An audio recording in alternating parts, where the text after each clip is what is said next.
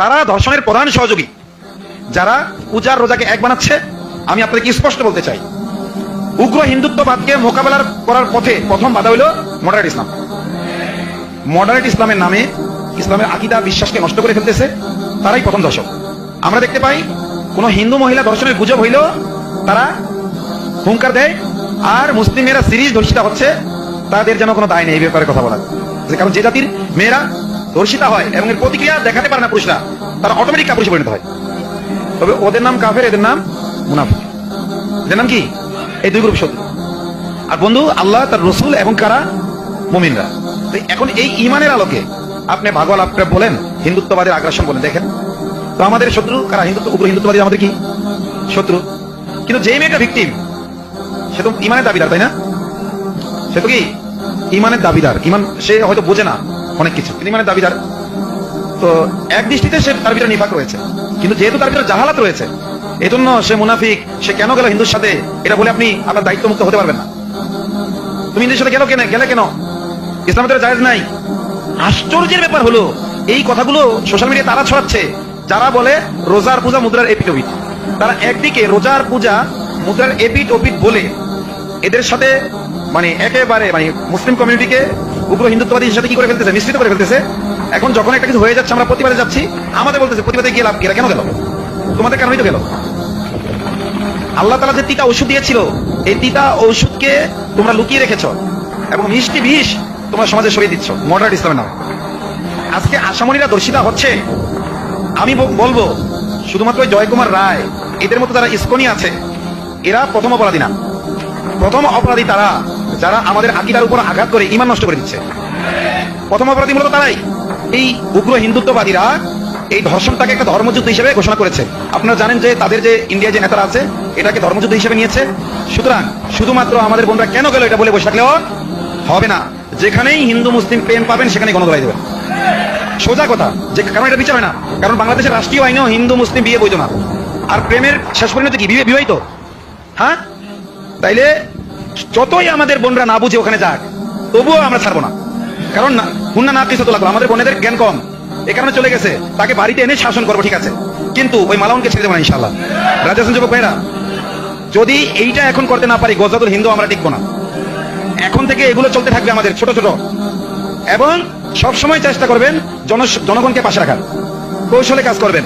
আল্লাহ তাআলা আপনাদেরকে তৌফিক দান করেন। এই প্রশাসন আমাদের পাশে থাকবে না, কিন্তু জনগণকে পাশে রাখতে হবে। তারা ধর্ষণের প্রধান সহযোগী। যারা পূজার রোজাকে এক বানাচ্ছে, যারা ধর্ম যার যার উৎসব সবার এই কথাগুলো বলছে, মোরা এক বৃন্তে দুটি কুসুম হিন্দু মুসলমান, এই কথাগুলো যারা সমাজে ছড়াচ্ছে, কথাগুলো শুনতে খুব মিষ্টি, এগুলো মিষ্টি বিষ।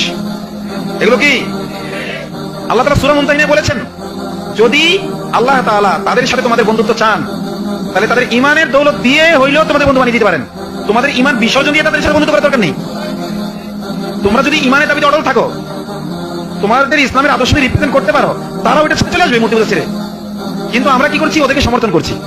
এবং হিন্দুরাও ভিকটিম, এটা তাই মডারেট মুসলিমদের দ্বারা হিন্দুরাও ভিকটিম। কারণ ওরাও এই কারণে ওদের ধর্মটাকে কি মনে করছে? সঠিক মনে করছে।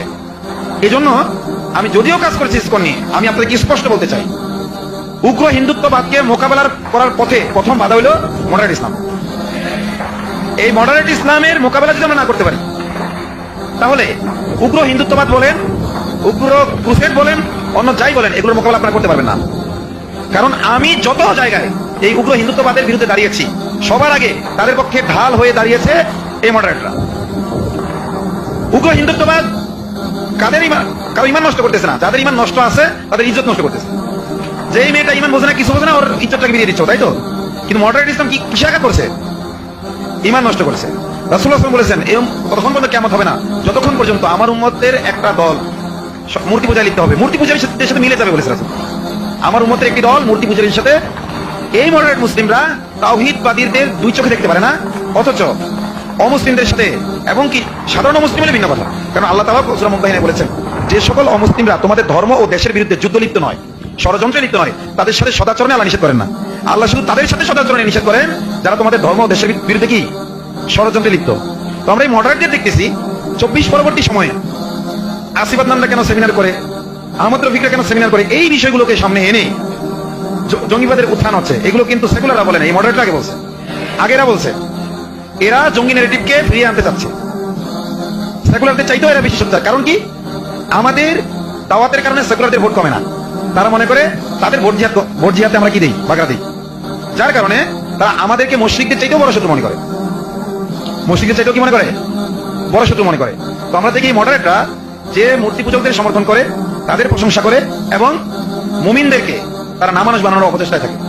আমরা দেখতে পাই কোন হিন্দু মহিলা ধর্ষণের গুজব হইল তারা হুঙ্কার দেয়, আর মুসলিমেরা সিরিজ ধর্ষিতা হচ্ছে, তাদের যেন কোনো দায় নেই এই ব্যাপারে কথা বলার। এগুলো মুনাফিকের চরিত্র। এগুলো যারা পরিত্যাগ করবে না তাদেরকে আল্লাহ তাআলা চেনার তৌফিক আমাদেরকে দান করেন। এই জন্য মডারেট ইসলামের মোকাবেলা যদি আমরা এখন না করতে পারি, তাহলে যতগুলো ফিতনা আছে, দেখেন আমি কিন্তু ফিল্ডের লোক, আমি কিন্তু কোনো ইন্টেলেকচুয়াল আলোচক না, তাত্ত্বিক আলোচক না, আমি সবসময় ফিল্ডের লোক। ফিল্ডে সবচাইতে বেশি কষ্ট যাদের দ্বারা পাই, উগ্র হিন্দুত্ববাদীদের দ্বারা না, সেকুলারদের দ্বারা না, এবং সবচেয়ে বেশি যে বাধাগ্রস্ত হচ্ছে ফিল্ডে তাদের দ্বারা না, তাদের দ্বারা হচ্ছে মডারেটদের দ্বারা।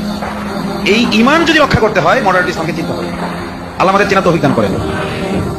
আপনারা দেখেন তারা কত অমানবিক। তারা একদিকে হিন্দু ধর্ম আর ইসলাম ধর্মকে প্রায় সমান বানিয়ে ফেলছে, সামঞ্জস্যের সাথে গীতা পাঠ করে সবকিছু করছে।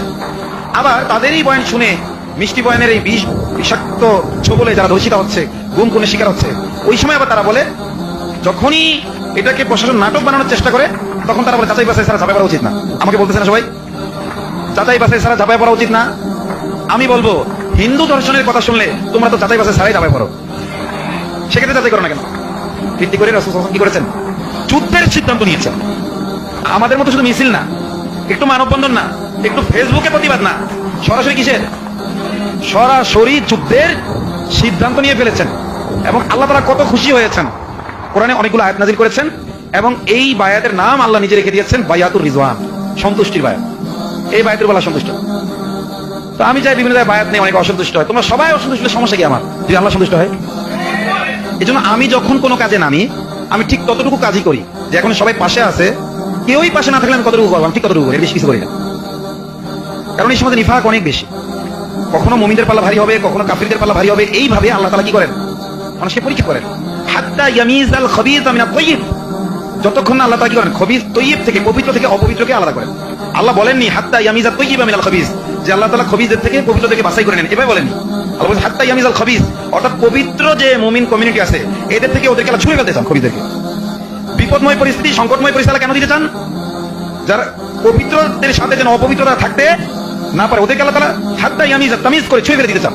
মুমিনদের দলে যেন মুনাফিকরা না থাকতে পারে, মুমিনরা যেন মুনাফিকদের চিহ্নিত করতে পারে, এই জন্য আল্লাহ সংকটময় পরিস্থিতি দেন। আল্লাহ তো আগে থেকেই জানেন, কিন্তু মুমিনদেরকে আল্লাহ চিনাতে চান। হ্যাঁ, যারা বিচক্ষণ মুমিন আছে তাদের ব্যাপারে আল্লাহ বলেছেন ওয়ালা তা'রিফান্নাহুম মিন লাহনিল কওল, তাদের বলার ভঙ্গি থেকে আপনি তাদেরকে চিনে যাবেন, বলার ভঙ্গিতে চিনে যাবেন। আমি আশ্চর্য হই, 13 বছরের মেয়েটা ধর্ষিতা হইল, ডাকসু থেকে আমাকে ফোন করে যে হুজুর এটা নিয়ে আমরা আন্দোলন করতে চাই, তবে আমরা নিশ্চিত হতে চাই যে প্রেমের সম্পর্ক ছিল না। আমরা নিশ্চিত হতে, আপনি আমাকে 100% নিশ্চিত করেন যে প্রেমের সম্পর্ক ছিল না। আমি বললাম, দেখেন আমি মেয়েটাকে জিজ্ঞেস করেছি যে তোমার সাথে প্রেমের সম্পর্ক ছিল কিনা, মেয়েটা অস্বীকার করেছে। তবে প্রেম হলো মনের বিষয়, যদি সে তার সাথে মনের লেনদেন করেও থাকে তবুও তো এটা বুঝতে পারবো না। আমি একজন আলেম, আমার কাছে তো প্রেমের সম্পর্ক থাকলেও সে অস্বীকার করতে পারে কিনা? আপনি এটা দেখবেন কেন? আপনি দেখেন মেয়েটার বয়স 13 বছর। বর্তমান আইন অনুযায়ী কি হয়? 13 বছরের মেয়ে, তার যদি কনসেন্ট থাকে, তার বাবার কনসেন্ট থাকে, তার মায়ের কনসেন্ট থাকে, সমাজের সবার কনসেন্ট থাকে, তার বাপদাদার 14 গোষ্ঠীরও কনসেন্ট থাকে, তবুও যদি তার এবং কাজী বিয়ে করে দেয়, পবিত্র ঘরে আল্লাহর মসজিদে বিবাহ করে দেয়, এটাকে রাষ্ট্রীয় আইন অনুযায়ী কি করা হবে?